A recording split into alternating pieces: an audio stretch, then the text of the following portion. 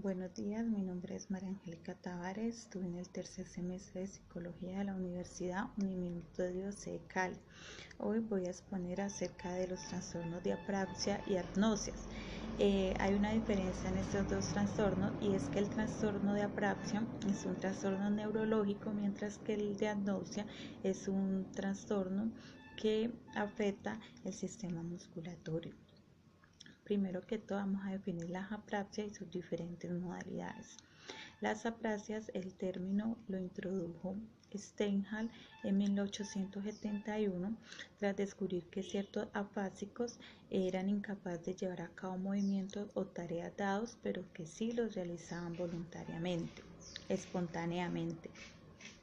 Y el estudio de las apraxias fue pionero Leckmann, discípulo de Wernicke, en 1900, tras descubrir que había una desconexión en las áreas motoras y sensoriales tras lesiones en el hemisferio izquierdo y cuerpo calloso, lo que quiere decir que las apraxias es un trastorno en la capacidad integradora sensoriomotor que afecta las áreas de asociación cerebral.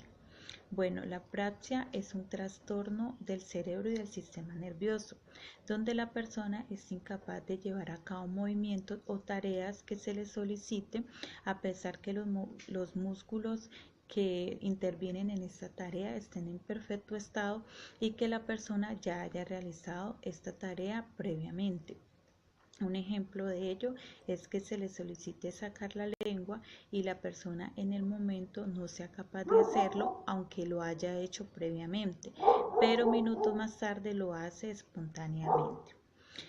Una de las características de la apraxia, diferentes de las que están en este cuadro, estas características de la apraxia es que se repiten sonidos del habla y de la palabra.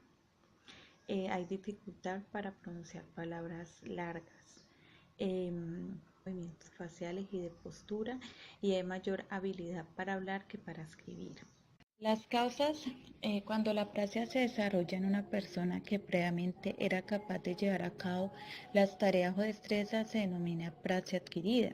Las causas más comunes de la apraxia adquirida son tumor cerebral, afección de que causa empeoramiento gradual del cerebro y el sistema nervioso, enfermedad neurodegenerativa, demencia, accidente cerebrovascular, lesión cerebral traumática. La apraxia también se puede observar en el nacimiento.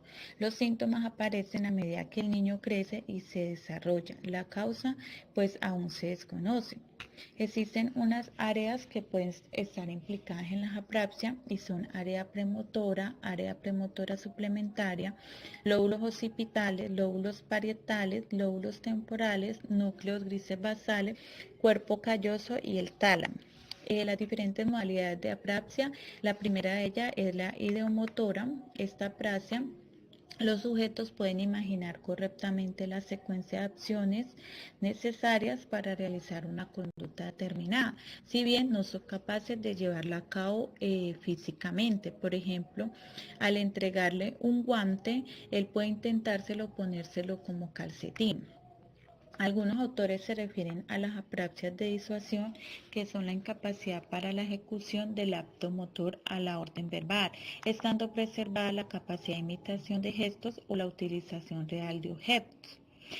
Pueden estar implicadas las lesiones parietales del hemisferio izquierdo, el área motora suplementaria, el lóbulo frontal o porciones del cuerpo calloso.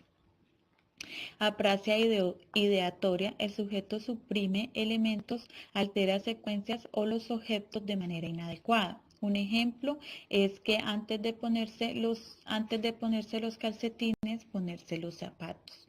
Las causas se pueden dar por lesiones parietotemporales izquierdas, siendo habitual su presencia en fases avanzadas de las demencias corticales.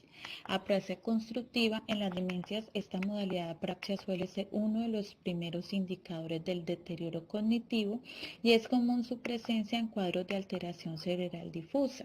Se producen por lesiones de las zonas de asociación parietales derecha o izquierda y existen diversos factores causantes de apraxias constructivas, siendo lo más importante el traumatismo cráneoencefálico, demencias, accidentes vasculares y tumores. Apraxia al vestir, el paciente no sabe orientarse con la ropa, siendo incapaz de secuenciar el orden y vistiéndose de forma torpe y desmañada. Apraxia de la marcha, el trastorno se caracteriza por la tendencia a la retropulsión, siendo en todos los casos la marcha muy rudimentaria. Apraxia bucofonatoria, oral o bucofacial, también recibe la denominación de apraxia oral o bucofacial y es la incapacidad para realizar movimientos voluntarios de cara, labios, lengua u órganos fonatorios, impidiendo realizar gestos como soplar, sacar la lengua o enseñar los dientes. Como en otras modalidades de apraxia, la apraxia bucofacial solo puede presentar cuando se le pide al sujeto que realice una orden dada, pero puede persistir la capacidad de realizar el movimiento de un modo espontáneo. Está causada por lesiones del opérculo frontal y la ínsula anterior o por lesiones parietales. Y apraxia óptica se caracteriza por la apraxia ocular que impide la realización de movimientos de búsqueda visual en movimientos guiados por la mano, siendo la secuencia de lesiones parietales bilaterales. Y está la apraxia callosa, que es una forma hemiapraxia producida por callosotomía, afecta a la mano izquierda, impidiendo la ejecución de actividades motoras mediante un orden verbal, ya que la ausencia del cuerpo calloso le impide al hemisferio izquierdo transmitir al derecho las órdenes adecuadas para que mueva la mano izquierda. Existen diferentes tratamientos dependiendo el gran tipo de daño cerebral sufrido y del tipo de apraxia. Uno de ellos es la fisioterapia, que es el tratamiento basado en el ejercicio físico; terapia ocupacional, que es una ayuda enfocada a una actividad con el objetivo de ayudar a independizar al paciente; logopedia, terapia del aula, que es el tratamiento para personas con dificultad en el aprendizaje del lenguaje y con discapacidad en el aula; y la rehabilitación cognitiva es el trabajo para poner remedio a las carencias cognitivas que aparecen después de un daño neurológico. La agnosia es un trastorno que afecta la percepción de los estímulos, es decir, la mente no es capaz de codificar la información que captan los sentidos, aunque esta función esté totalmente preservada. La agnosia se da como un síntoma de disfunción cerebral por traumatismos craneoencefálicos, por un ictus, por infecciones o otros accidentes cerebrales. También puede ser causada por epilepsias, alcoholismo, drogadicción o enfermedad de cristal. La primera referencia de la agnosia se da por Sigmund Freud cuando se refiere a los trastornos perceptivos causados por lesiones cerebrales. Los requisitos para que se exigen para el diagnóstico de una agnosia son los siguientes. Se produce pérdida de capacidad para el reconocimiento de objetos previamente conocidos por el sujeto. Los receptores periféricos sensoriales tienen que estar indemnes, o si existe un déficit parcial, este por sí solo no justifica la dificultad para atribuir significado a los estímulos. Las áreas primarias del cortés tienen que estar preservadas sin que exista trastorno sensitivo o motor que justifique la incapacidad para comprender el significado. No debe existir hipoestesia o anestesia que impida el reconocimiento de los estímulos. No debe existir trastornos atencionales o psiquiátricos que limiten la capacidad para aprender el significado del estímulo. Bueno, hay diferentes tipos de agnosia. La primera son las agnosias visuales. Aquí las personas no son capaces de reconocer un carro, pero al tocarlo o a escuchar el sonido del motor lo reconocen inmediatamente. Están las agnosias aperceptivas, que es la incapacidad para percibir y dar significado a una imagen como consecuencia de lesiones del hemisferio derecho, lo que impide reconocer figuras geométricas, caras u objetos. Esta capacidad mejora cuando las imágenes están en movimiento. Las asociativas es la capacidad perceptiva está intacta, pudiendo existir desconexión entre el sistema visual y el sistema límbico. Es una dificultad para dar una correcta atribución semántica, es decir, hay incapacidad para atribuir a un significado los estímulos visuales. Estas dos agnosias, perceptiva y asociativa, hacen parte de la agnosia visual. Después seguimos con la agnosia para los sujetos. Aquí los pacientes con agnosia para los sujetos son incapaces de discriminar figuras visuales que se presentan superpuestas o entremezcladas. Aquí también hace parte de la simultagnosia, no puede reconocer más de un objeto a la vez, y propagnosia o agnosia de caras, la propagnosia reconocen guiándose por la voz, la forma de caminar o gestos familiares. La prosopagnosia se produce tras lesiones que afectan el territorio occipitoparietal o al occipitotemporal, frecuentemente como consecuencia de una hemorragia en la arteria cerebral posterior. Las áreas 20 y 21 de Brodmann suelen estar frecuentemente afectadas por lesiones que provocan prosopagnosia, aunque en ocasiones también pueden producirse lesiones hipocámpicas acompañando al cuadro. Están las alepsia agnóstica.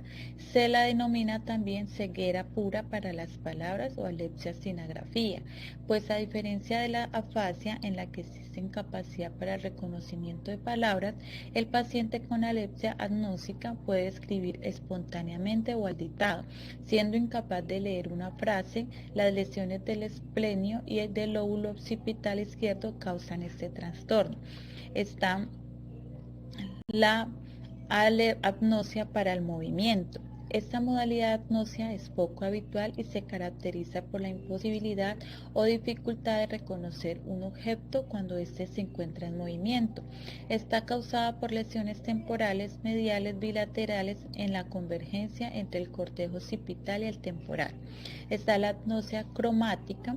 Se define como la incapacidad para identificar colores a pesar de estar preservados los receptores sensoriales y las áreas visuales primarias. La apnosia cromática está originada por traumatismos cráneoencefálicos o por accidentes vasculares cerebrales que afectan al polo occipital. Se pueden distinguir varias modalidades de agnosia para los colores. Está la cromatopsia. Consiste en la pérdida de capacidad para distinguir o identificar colores. Agnosia para los colores o agnosia cromática se caracteriza por la incapacidad para la clasificación y la ordenación de colores. Agnosia para la denominación de colores o anomia para los colores consiste en la pérdida de capacidad para denominar los colores en ausencia del déficit sensorial en el sistema visual que justifique por sí solo el cuadro.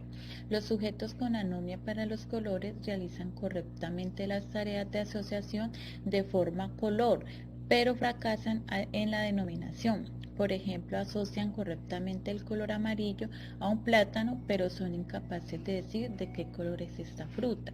Agnosias auditivas. Las lesiones del lóbulo temporal, además de producir deficiencias sensoriales en la codificación de los estímulos auditivos, pueden provocar agnosias auditivas, que se definen como una dificultad para reconocer el significado de los estímulos acústicos no verbales.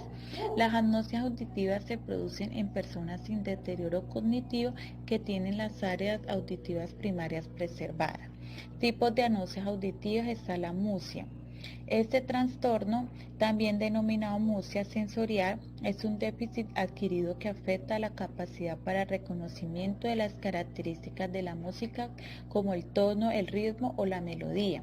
Esta incapacidad para el reconocimiento musical se presenta en personas con audición normal en compañía de afasia o de sordera verbal pura.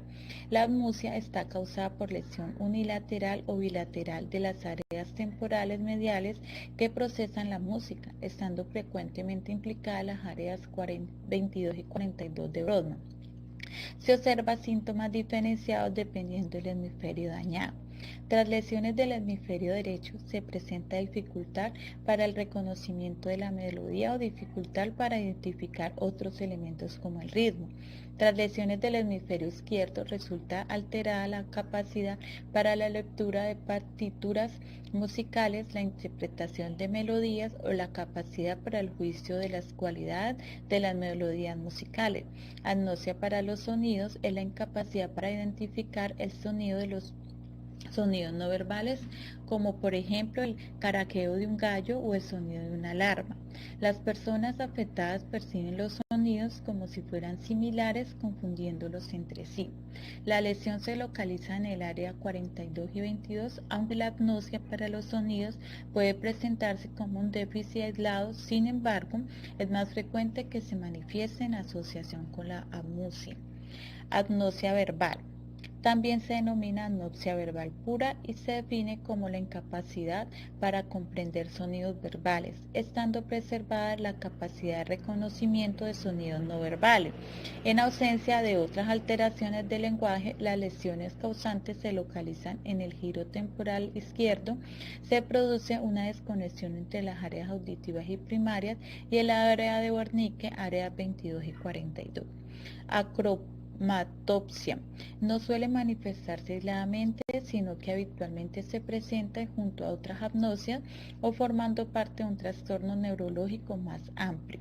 Causas y tratamiento. Las personas que han sufrido accidentes cerebrovasculares, trauma, cáncer de cerebro y la falta de oxígeno están en riesgo de desarrollar esta condición neurológica.